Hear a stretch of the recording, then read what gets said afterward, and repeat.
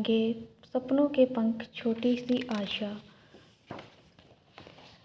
राजस्थान का एक छोटा सा गांव चंपापुर जो प्रसिद्ध है अपनी कठपुतलियों और उनके खेल के लिए। इसी गांव में एक छोटी सी बच्ची आशा अपनी नानी के साथ रहती थी। अपनी पाठशाला से घर वापस आते समय आशा हमेशा रास्ते में कठपुतली का खेल देखने रुक जाया करती थी। कठपुतली का खेल आशा को बहुत पसंद था। खेल देखते समय आशा खुशी से झूमने लगती थी। आशा को कठपुतलियाँ तो बहुत भाती ही थी, साथ ही उसे कहानी सुनना भी बहुत अच्छा लगता था। कठपुतलियों और कहानियों से उसे इतना लगाव था कि वह अपने सपने में अक्सर सविया को कठपुतलियों के साथ कहानियाँ सुनाते हुए देखा करती थी।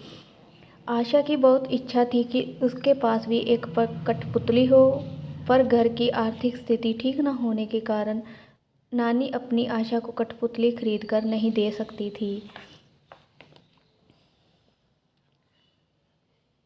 एक दिन आशा रोज की तरह ही अपनी पाठशाला पहुंची। सुबह की सभा में उसकी प्रधानाचार्य ने एक घोषणा की। सभी छात्रों को ये सूचित किया जाता है कि अगले सप्ताह यानी सोमवार को पाठशाला में एक प्रतियोगिता का आयोजन होगा। इसी प्रतियोगिता में छात्र अपनी प्रतिभा का प्रदर्शन करेंगे, पर इस प्रतियोगिता में एक बात का विशेष ध्यान रहे कि प्रतिभागी को अपने प्रदर्शन में किसी वस्तु का उपयोग कर प्रदर्शन करना होगा।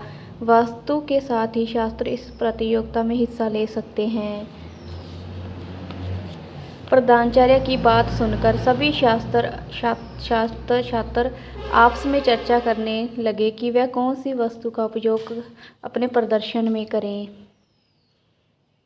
एक और सभी छात्र आपस में चर्चा कर रहे थे और दूसरी ओर आशा सोच में डूबी हुई थी कि इस प्रतियोगिता के लिए मुझे कठपुतली का खेल दिखाना चाहिए। मेरे पास तो कठपुतली है ही नहीं, नानी मुझे कठपुतली खरीद कर भी नहीं दे सकती। आशा इसी सोच में डूबी हुई पाठशाला से घर पहुंची, जहां नानी ने आशा को देखते ही भांप लिया था कि कोई ना कोई बात तो जरूर है जिस कारण आशा उदास लग रही है। नानी ने आशा से पूछा, आशा ओ आशा, क्या हुआ तुझे? तू इतनी उदास क्यों है भला? क्या रास्ते में तुझे आज कठपुतली का खेल देखने को नहीं मिला? जिस पर आशा ने जवाब में कहा, नहीं नानी, ऐसी कोई बात नहीं है। असल में प्यारी पाठशाला में एक प्रतियोगिता होने वाली है जिसमें मेरी सभी सहेलियां भी भाग ले रही हैं। इतना सुनकर नानी ने कहा, अरे तो इसमें उदास होने वाली क्या बात है? तू भी इस प्रतियोगिता में भाग क्यों नहीं लेती? इस पर आशा बोली, नहीं नानी, इस प्रतियोगिता में भाग लेने के लिए साथ में कोई वस्तु होनी चाहिए, उसके साथ ही भाग लिया जा सकता है। और मुझे कठपुतली के साथ इस प्रतियोगिता का हिस्सा बनना है ताकि मैं इस प्रतियोगिता में कठपुतली खेल दिखाकर सभी का मनोरंजन कर सकूं। पर मेरे पास तो कठपुतली है ही नहीं और ना ही हम कोई कठपुतली खरीद सकते हैं।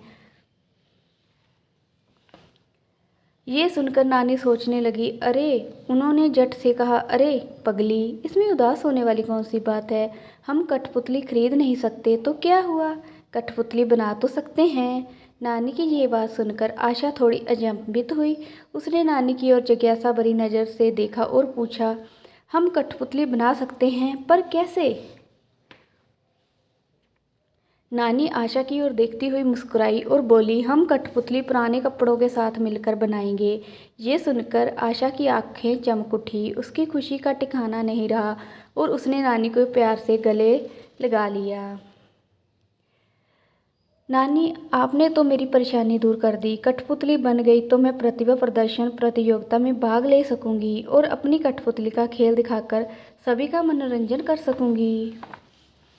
नानी और आशा दोनों ने संदूक में से कुछ पुराने कपड़े निकाले और कठपुतली बनाने में जुट गए। कठपुतली बनाते हुए आशा की खुशी देख नानी का मन भी बहुत प्रसन्न था। धीरे धीरे दोनों ने मिलकर पहले कठपुतली का सिर बनाया, फिर हाथ और फिर पैर। इस तरह से उनकी कठपुतली पूरी तरह से बनकर तैयार हो गई। कठपुतली के तैयार होते ही आशा की खुशी उसके चेहरे पर साफ दिख रही थी और तुरंत ही वह कठपुतली को हाथ में लेकर उछालने लगी। आशा की खुशी देख नानी भी बहुत अचंभ खुश हुई थी और उसकी आंखें खुशी से नम हो गई।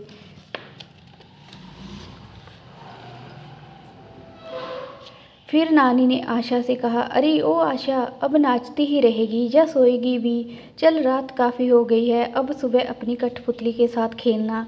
ये सुन आशा ने खुशी खुशी अपनी कठपुतली को एक झोले में रख दिया, सोने चली गई। अगले दिन जब आशा की आँख खुली तो सबसे पहले वह अपनी कठपुतली को देखने भागी गई। पर ये क्या, जैसे ही आशा ने झोले में से कठपुतली को निकाला वह चौंक गई। अब उसके पास एक नहीं बल्कि दो दो कठपुतलियाँ थीं।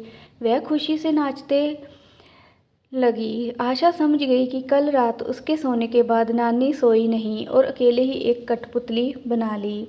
आशा भागती हुई नानी के पास गई और उन्हें प्यार से गले लगा लिया। जहां आशा के पास एक भी कठपुतली नहीं थी, अब उसके पास दो दो कठपुतलियां थीं।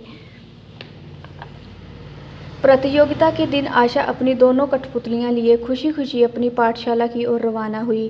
प्रतियोगिता में आशा ने एक गीत गाया और उस गीत पर अपनी दोनों कठपुतलियों को नचाया। आशा ने क्या खूब कठपुतली का खेल दिखाया। कठपुतली का इतना सुंदर खेल देख सभी विद्यार्थी और शिक्षक आशा के लिए जोर जोर से तालियां बजा रहे थे और प्रधानाचार्य भी बहुत खुश थे। आशा का मन भावन प्रदर्शन देख प्रधानाचार्य ने उसे मंच पर बुलाकर प्रथम पुरस्कार दिया। आशा की खुशी का तो जैसे ठिकाना ही नहीं था। उसने सभी को धन्यवाद करते हुए अपनी जीत का श्रेय अपनी नानी को दिया। इसके बाद से आशा का अपनी नानी के प्रति प्रेम और बढ़ गया। उसने सीखा कि समस्या आने पर घबराना नहीं चाहिए, बल्कि उसका सामना करके समाधान ढूंढना चाहिए। तब हर मुश्किल आसान हो जाती है।